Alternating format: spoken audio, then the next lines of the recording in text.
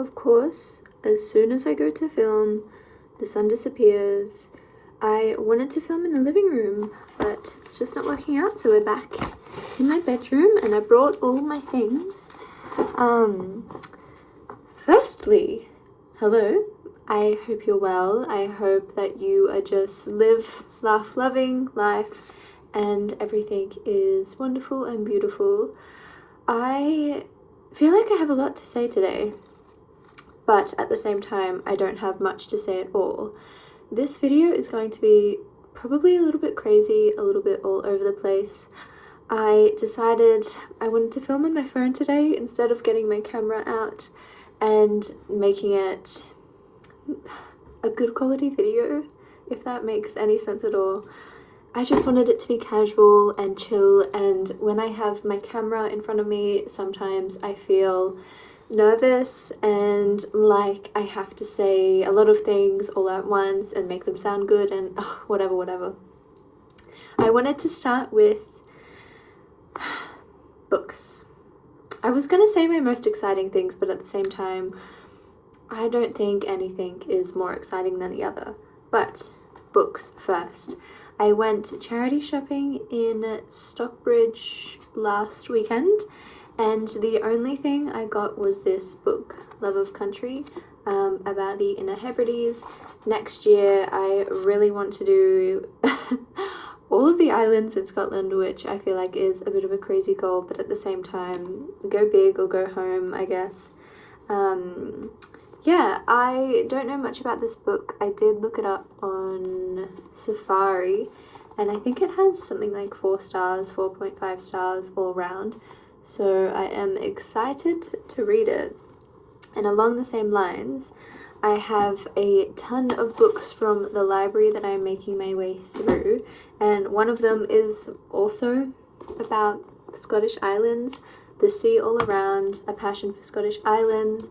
Again, it's just about islands in Scotland, and it has pictures.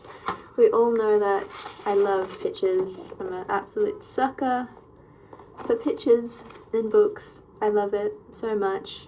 But I am very excited to read those. A book that I have recently finished is this Inspector Imanishi Investigates. I'm so terrible when it comes to pronunciations, but I loved this book. I was surprised at how much I enjoyed it. I read it as part of the Buffy's book club for this month. I sometimes do the book club, I sometimes don't, but when the books for September were posted, I screenshotted this one as one that I would like to read, and it just happened to be picked for the book club. Also, for the first time ever, I wrote some notes down about it, which I've never done before, but I liked it so much that I felt the need to write a few notes about it. It's something that I would like to try and do more so that I sort of remember the story and what's happening. Overall, I gave it 4 out of 5 stars. Upon reflection, I feel like it deserves more. Maybe 4.5 stars. I gave it 4 stars because I felt like rating it any higher for the first time I ever write and rate about a book would be a little bit crazy. So I gave it, 4 out of 5. I went to Japan last year, and I think that if I hadn't been to Japan, I would find it a lot more confusing when it comes to talking about places, place names, prefectures. I still don't know that I quite followed along as well as I could have, but I had a very rough idea of the places that were being talked about, which helped me. I wrote, this is so crazy of me to say my thoughts and feelings in a book online. I feel like I love hearing other people's thoughts, but then when it comes to my own thoughts, I get really shy about it, and as if my opinion on something can be wrong. when in fact, I mean, it's my opinion. People can agree or disagree, or I don't know. Things that I liked about it. I liked that it was set in Japan, and then it talked about places that I had been to and felt familiar with. I thought it was really interesting in the book. So it's about an investigator who is dealing with a murder case, and it goes on for months and months. It goes cold, and he continues to investigate it alongside work that he's already doing. That's the general gist without me giving anything away. But at one point he is sort of in a lull. There's no leads on the case. It's gone cold. And then he consults I think a language professor about certain dialects of Japan, and if a dialect that is spoken in one very specific rural part of Japan can be spoken in another part, or if there's a dialect that sounds similar, or if there's dialects that constantly get confused. And I thought that was just mind-boggling. I don't know why. I just feel as though maybe it's just like being Australian. I feel like we all sort of sound the same. I don't know that you can guess if someone is like from the East Coast or the West Coast. I really don't. And so it's like it's even like hearing Americans and their accents. I could not tell you anything apart from that you sound different to an American that I've maybe previously met. Just accents in general from the same country blow my mind, because I personally cannot hear it in an Australian accent. And then when it comes to Scottish accents, I also can't differentiate where they're from, because they all just sound so completely different. Someone who is from rural central Scotland sounds completely different to someone who is born and raised in Edinburgh. They're just, I don't know, it blows my mind. Language is crazy to me. I also liked in the book hearing all the small little cultural differences, like talking about rooms in terms of tatami size, referring to a room as it's about 8 tatami mats wide, or it's a room the size of 8 tatami mats. I really liked that, and the fact that they talk about wearing their kimonos and their inside shoes and all those little very specific Japanese things. I loved it. I felt quite hooked on this book, and I often found it hard to put down, and I would continue to think about it even when I wasn't reading it, trying to sort of, I guess, investigate myself. Who did the murder? Who was the murderer? Why was the victim in the place he was in the first place? I enjoyed the writing style, and I enjoyed that I felt as though we were coming up with the clues together, and that the reader was really like a part of the book and almost discovering these things in real time, which is obviously not the case, but it felt that way. I am not much of a crime reader, but this book has encouraged me to read crime, and I think that I really enjoy translated books. I recently read Colony, which is translated from, I want to say, Swedish, and again, I really liked the small little cultural aspects that I was reading in the book, even just down to the names. And I cannot pronounce names that are not English for the life of me. I'm not good at that. But I enjoy sort of reading about a culture that is not my own.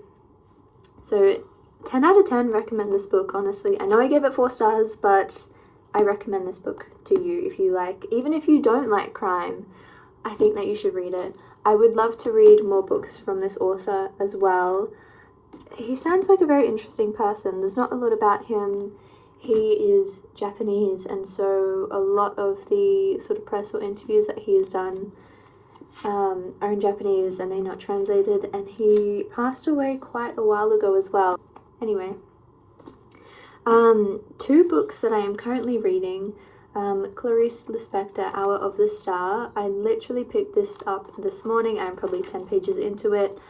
I am finding it confusing so far. I'm hoping that as I continue to read more, that I understand a little bit more. And I mean, it's not even 100 pages long, so I think that I will probably finish it today, if not tomorrow. Yeah, something very small and simple. And then I am also reading Ashes and Stones by Alison Shaw. I am not that far into this book. I am 43 pages in. I'm enjoying it so far. I do feel as though I have to be in a mindset to really read it because it is a non-fiction book. But it sort of dances along the lines of fiction because it talks about a lot of sort of history. It's about witches. Sorry, I feel like I should have said that. It's about the witch trials in Scotland and how it has been dealt with throughout history. And so it sort of dances along the lines of mythology, lore, legend, and kind of debunking it really and deciding whether certain torture methods would have actually been used in Scotland or if she believes that the prosecutors simply made it up. Yeah, it's really interesting so far. I kind of wish I had a copy and it wasn't from the library because I am dog-earing a lot of pages that I would like to refer back to and explore more, research more. I would really love to do a little witch tour of Scotland. This book has sort of sparked that for me, I guess. Yeah, Ashes and Stone. So what is that? That's 5 books. That's, yeah, all of the 5 books that I have to tell you about today. And next on the agenda, I wanted to talk about things that I am loving in life. One is my everyday jewelry. So we've got 2 silver rings, both of which I made. This one has my fingerprint in it as the little signet. And this one is from my mum. Love it, love it, love it.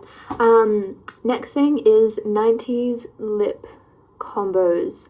Sort of, I don't know if I would say even autumnal tones or just like soft, grungy, soft goth makeup looks. I am someone that hates the feeling of makeup on my face. I hate it with a passion. I wear full face makeup once in a blue moon maybe. And saying that, I've done it twice this week, but that is very rare and a very not me thing to do. But one thing I do love is wearing lipstick, lip liner, lip tints, anything on my lips. I don't know. And so today, for the purpose of filming, I did put on a little lip liner and a gloss. This is actually my eyebrow pencil because the only lip liners I own are ones that I use. So they are more sort of like pinks and gingers. I am not someone that has 10 different lip products. I have probably 5 that I actually do wear every week. What else do I have to tell you? I started watching Buffy the Vampire Slayer last night. I am enjoying it. Anything 90s, late 90s, early 2000s at the moment I'm just loving. I think it makes me feel quite nostalgic because growing up I feel as though my mind is stuck in that era. I remember my sister being in her teens, growing up with her little flip phone, going to her house, and she's got MTV like blasting, and me thinking, that's so weird, like why do you just have music on your TV, like the music channel? I don't understand it. And I remember my mum having this exact same haircut. Her fringe was a lot tidier and a little bit shorter, but wearing bold lipsticks and dyeing her hair.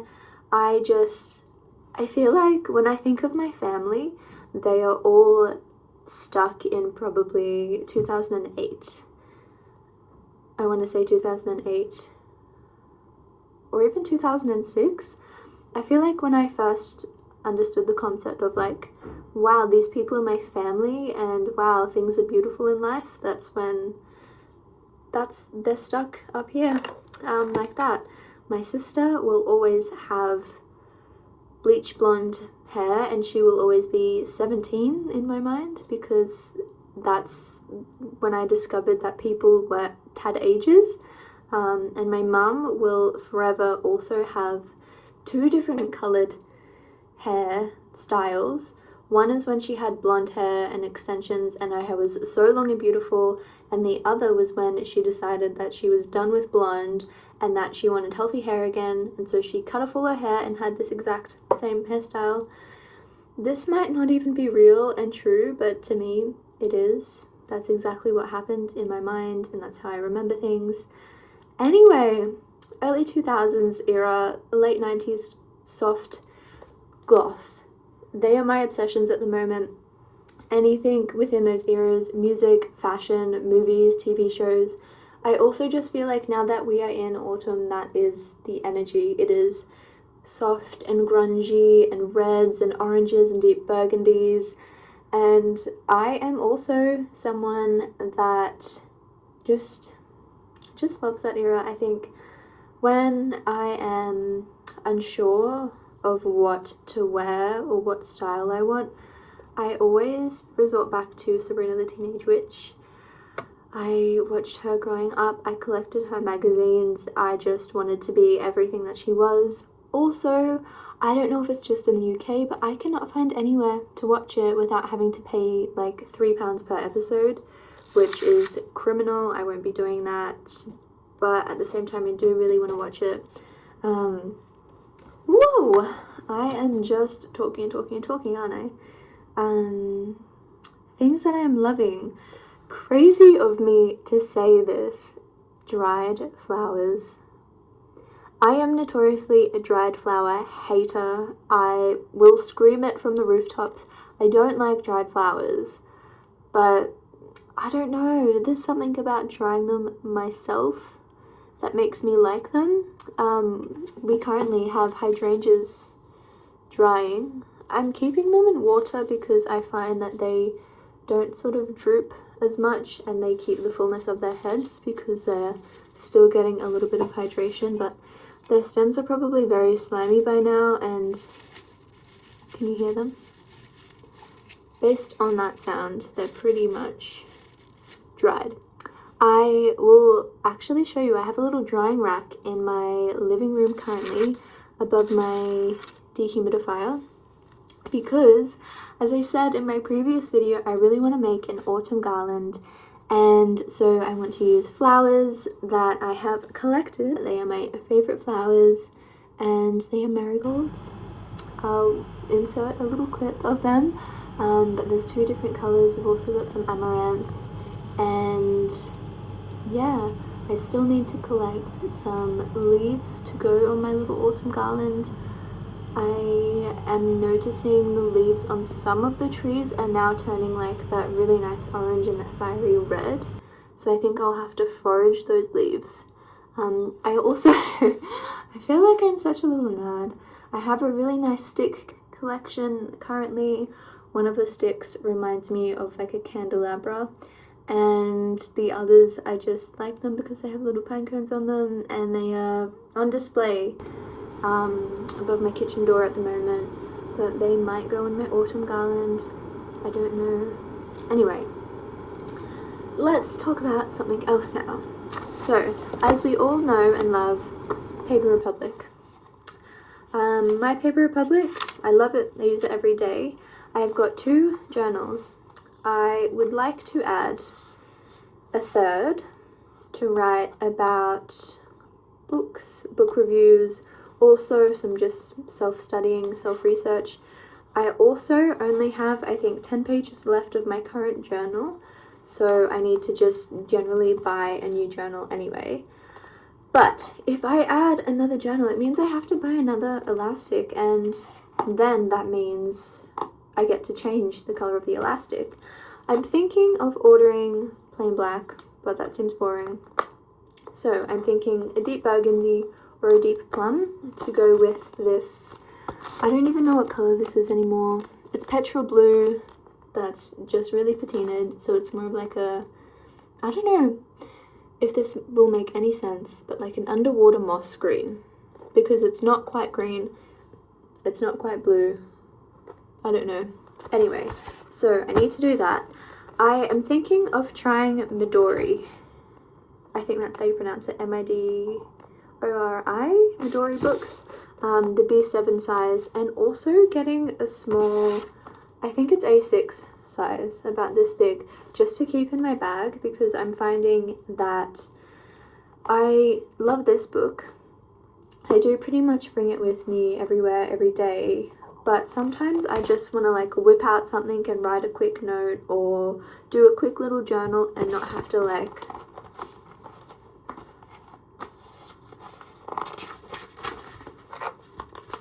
you know what I mean? I just want to like whip it out, open it, write down a little note. I thought about just taking a sticky note pad around with me for a little while so that I can then stick it into my journal and it can just live with all of my other notes. But I don't know. I really don't know. That's my journal thoughts. I don't mind this Lertrum. I don't know how to pronounce it. German notebook, but I feel like the pages are just too thin for me, and you can just, I don't know if you can, but you can see the writing through the other side, and I don't love that. And I've heard that moleskin is even worse. The pages are, I think, 70 GSM, and these are 80. I want like 110. That's what I want. I used to write in sketchbooks because I like how thick the paper is, but you can't really have a sketchbook in here. They usually have a spiral bind, and that won't fit in here. What else do I have to tell you? I'm thinking of growing my fringe out, which is really sad, but it feels like it's just always oily and there's nothing that I can do about it. I powder my forehead, I wash it every day, I dry shampoo it pretty much every day as well. I don't know what else I can do at this point, but I feel most like me with my fringe, and I don't really want to cut it, but at the same time, what else do I do? I do want to trim it just a little bit, not micro, but just a little trim. I like it quite long at the moment. Yeah, I feel like that's all I have to tell you. Oh, I went thrifting yesterday in Morningside and I did get a few things, so let me show you. They are really not the most exciting things in the world, but I bought this dress. I've just washed it, so it's like wet, but